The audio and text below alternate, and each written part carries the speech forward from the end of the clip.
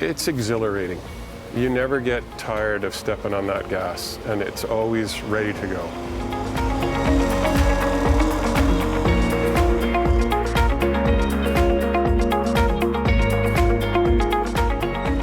Hi everyone, and welcome to Center Lane. I'm Bruce Hitchin. Well, today I'm with Paul Weverink, and this is Paul's beautiful 2006 997. And I thought we'd take a look at the 997 because it's probably one of the best values in Porsche 911s that you can find today. We're going to take it out on the road a little bit later, but first let's ask Paul a little bit about the car. Paul, can you tell me how long you've had this? I've had it about 6 years. You know, it's one of another one of the cars that was on my list, just like my MG TD. And this one was advertised, and interestingly, I don't know if you remember, Bruce, but you knew I was looking for a 911, and you noticed this one, and you sent me a link to it about the same time that I decided to go and see it. So we looked at it. It was at a specialty dealer, and I took my wife with me because you don't make a big purchase like that alone. I drove it and I was hooked on it right away. So we made a deal that day, and I traded in my 88 Alfa Romeo Spider Quadrifoglio, which was a fantastic car, but in a completely different way than this. What was it about getting a 911 that appealed to you? I think it was the lines. I've always thought it was a beautiful car, and for me it was never going to be the convertible. It was never going to be the Targa, although they're both beautiful cars as well. It was something about the lines of the 911. They really, the shape and the form hasn't changed in all the years that they've been out. Going right back to the 60s, they're still iconically a 911. I like the rear wheel drive. You get great traction. It's just, and these things just seem to get better and better. I always thought the base model was better bang for the buck. They are a little cheaper. They're not really a lot less power. They're a little lighter. It's a high-performance automobile. The horsepower is more than adequate for what it's intended to do, and I like the looks of the base model 997. I didn't want any flash. I didn't want any stripes. I wanted basic wheels. I didn't want any big tails. I just think it's a very elegant, pretty car. It was a very well-maintained car. It only had about 68,000 kilometers on it.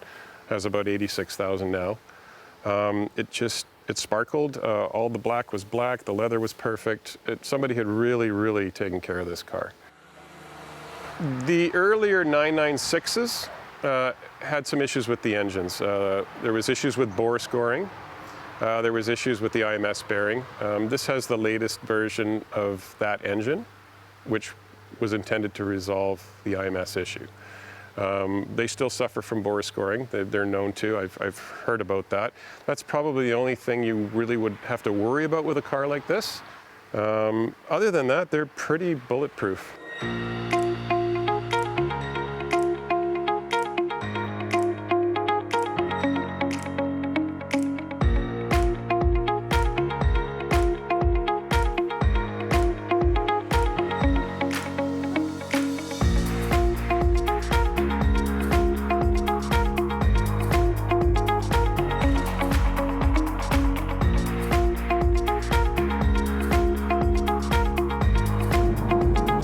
Yeah, you always had a picture of this car on your wall?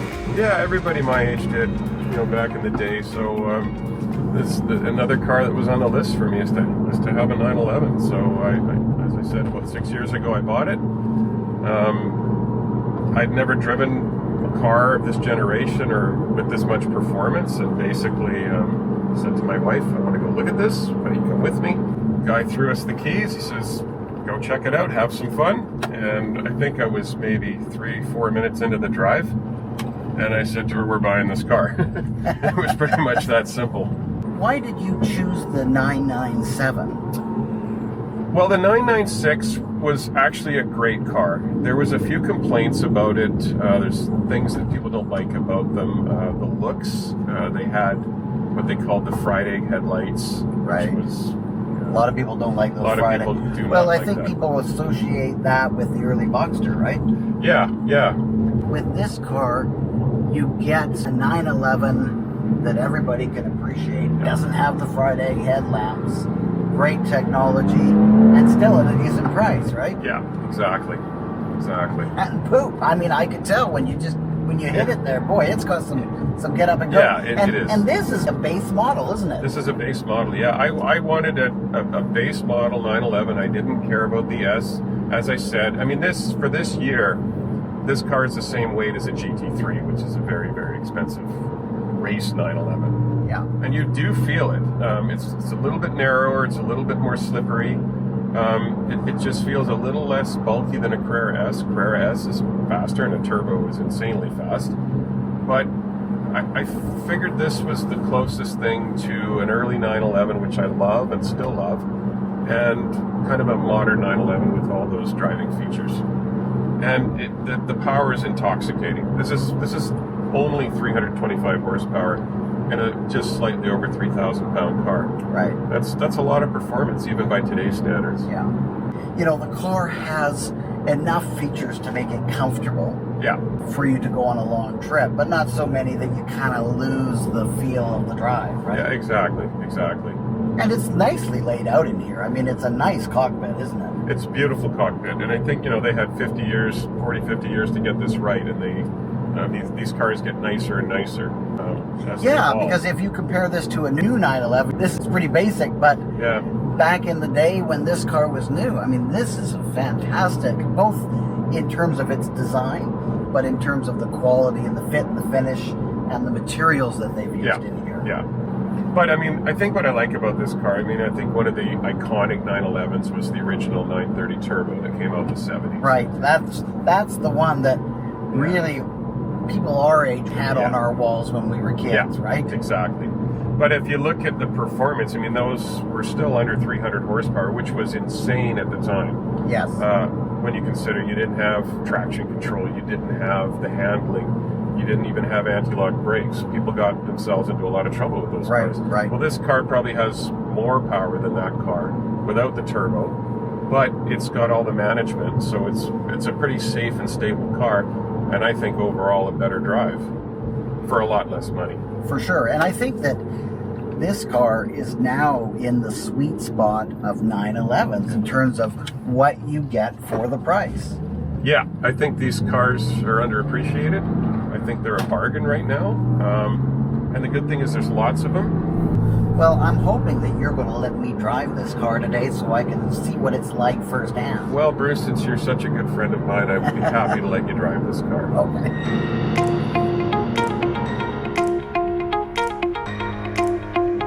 So it's got the heavy clutch. It's like my Corvette in that way. The clutch is quite heavy, right? Yeah. It'd take me a minute to get used to it.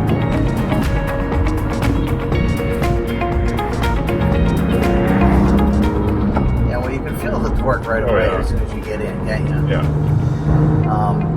And smooth drive, it's really, smooth in that the power delivery is smooth. Yeah. It's a very sophisticated car. You can really feel, I guess, that German engineering. Yeah, and it's what you pay for.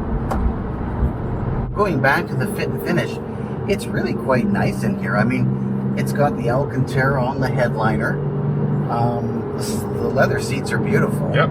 The dash is very beautifully done.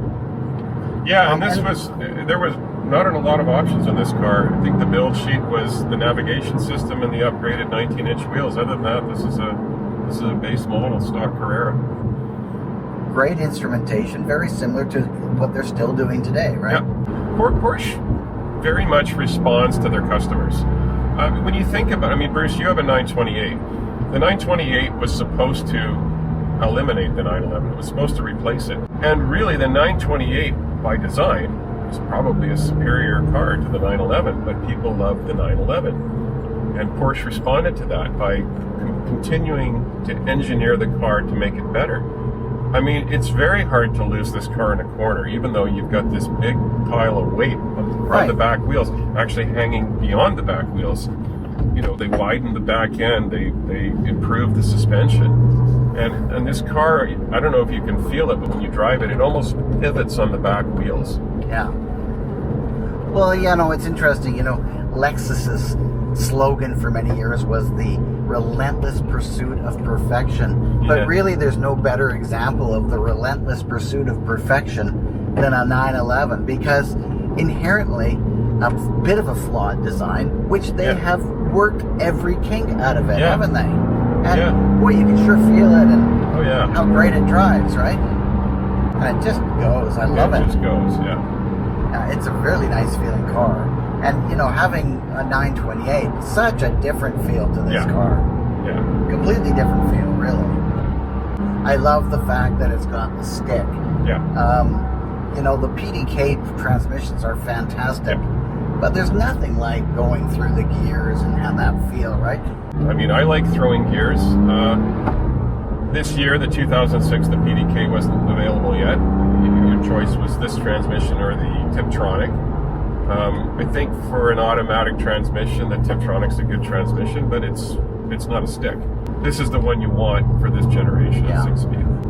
You know, the nice thing about having one of these cars, a strictly a fun car and not Yeah. a daily drive, Yeah. is that, you know what, it's okay to have the 6-speed, the manual transmission.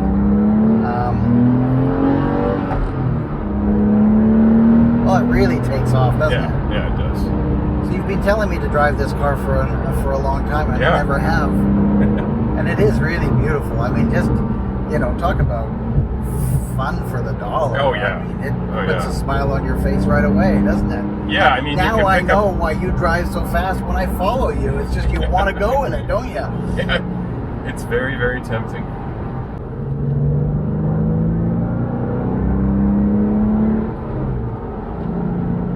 A lovely drive. It's really nice. Yeah. And tight, right? Oh yeah.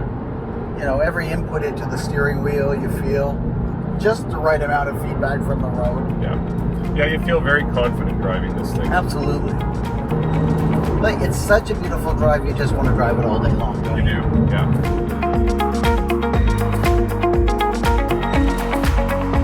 I always thought they built beautiful cars, and it's just a brand that I like.